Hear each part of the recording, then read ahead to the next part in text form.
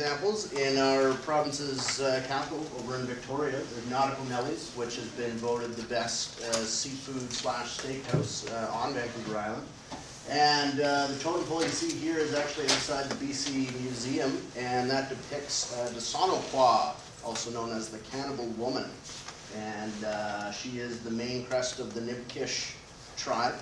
And I think what this illustrates is that cryptids and cryptozoology feature heavily in both modern and much older art forms.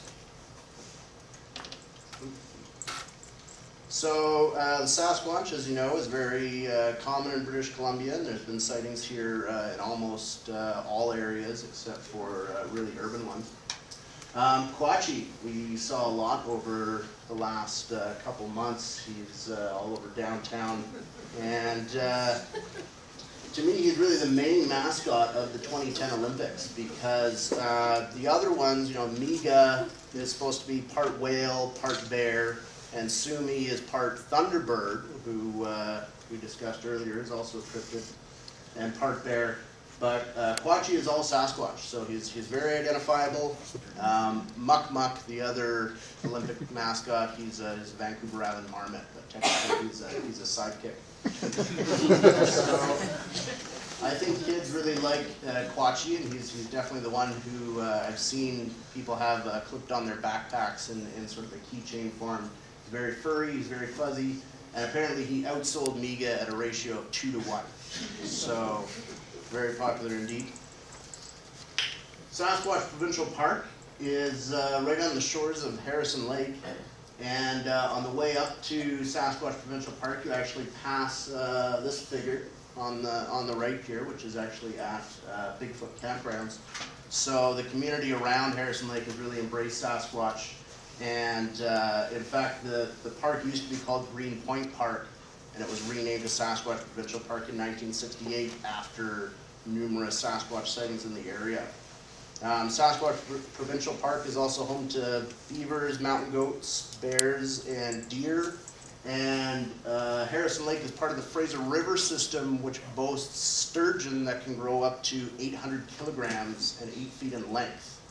So clearly things grow really big in the wilderness of British Columbia, and it's not impossible for there to be an 8 or 9 foot tall creature roaming around in the forest. So this is kind of a close-up on Sasquatch Provincial Park. I just wanted to draw your attention to the Greenpoint Day Use area. We had our BCSEC 20th anniversary celebration at Greenpoint, and it's really beautiful scenery up there, and it's only 2 hours away from Vancouver. So there's campgrounds and there's some lakes and stuff. It's a really cool place to go, and if you do go, bring your camera, because you never know what you might see. This is the Sasquatch Inn, and John had one of the older signs for the Sasquatch Inn in his presentation.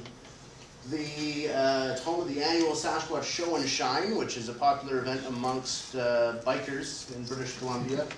Some of those bikers could probably pass for Sasquatch themselves. They're big and burly. They have a very delicious Sasquatch burger that I recommend. It's not real Sasquatch meat. I don't think they can get away with using that. 1 pound of patty. It's big. It's a challenge. But definitely another example of the community embracing cryptozoology, and I don't know what a room goes for at the Sasquatch Inn. $59 bucks. Not bad. I was just wondering if Saskatchewan has anything to do with Sasquatch. Saskatchewan? The province. Yes. Oh, you mean the name? Yeah. Saskatch? I don't think so. I'm not sure. I'm not sure what the name It's means. spelled a different way, right? Yeah. No. Yes. So Sasquatch Point is actually on the Crow's Nest Highway, just outside of Osoyoos, if you're traveling from the Vancouver direction. And it's part of an upscale new community in development by the name of Regal Ridge. Acreage is from 279,000, which is not bad. You can see here that somebody has gone ahead and added a box of kokanee to the Sasquatch statue, just because in the province of British Columbia, kokanee and Sasquatch, they're almost synonymous together. We tend to think that a Osoyoos gets so incredibly hot that a Sasquatch would have a hard time in the summer, because it's known to get up to 51 degrees in Osoyoos in the summertime, so he probably tends to venture up to more northern regions when it gets that warm.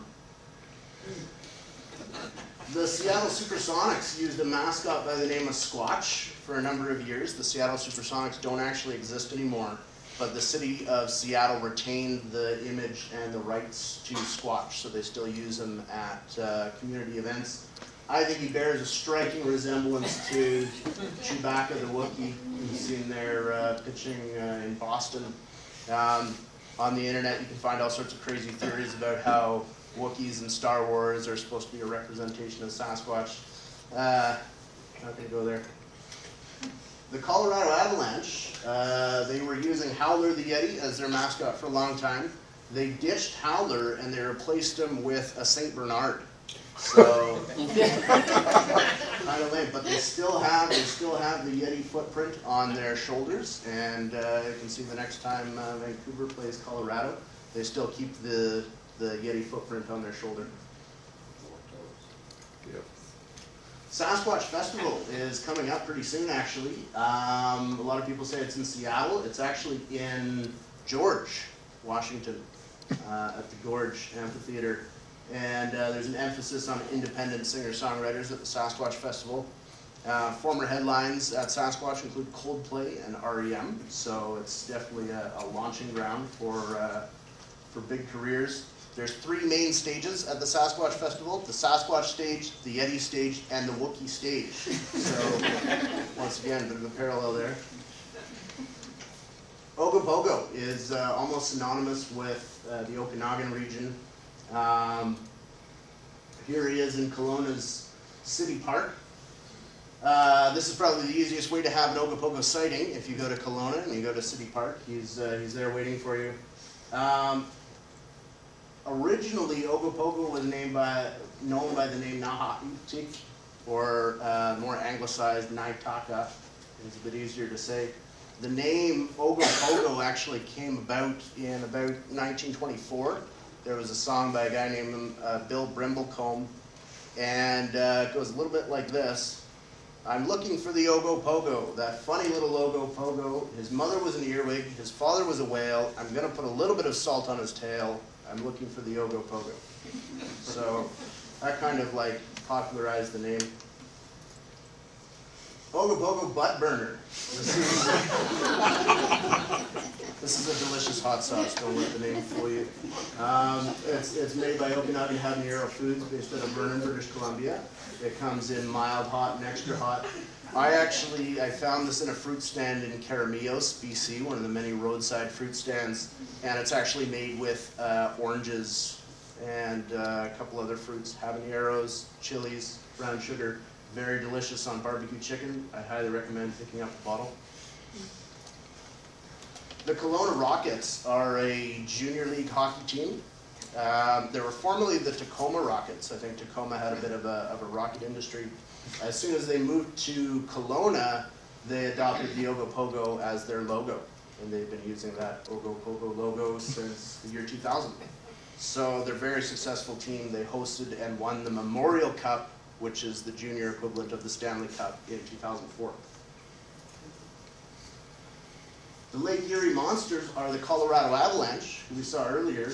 They're their minor league AHL affiliate or farm team in Cleveland, Ohio. And the Lake Erie Monster is also known as South Bay Bessie. There's been a lot of sightings in Lake Erie of South Bay Bessie. There's also a pop punk band from Flint, Michigan that goes by the name of South Bay Bessie. And their MySpace page describes their style as a mix between Green Day and NoFX, for those punk fans out there. Kind of a cool logo there, bit of a tattoo style. There's currently a $100,000 award from Huron Lagoons Marina, Dead or Alive, for South Bay Bessie. The Kraken. The Kraken.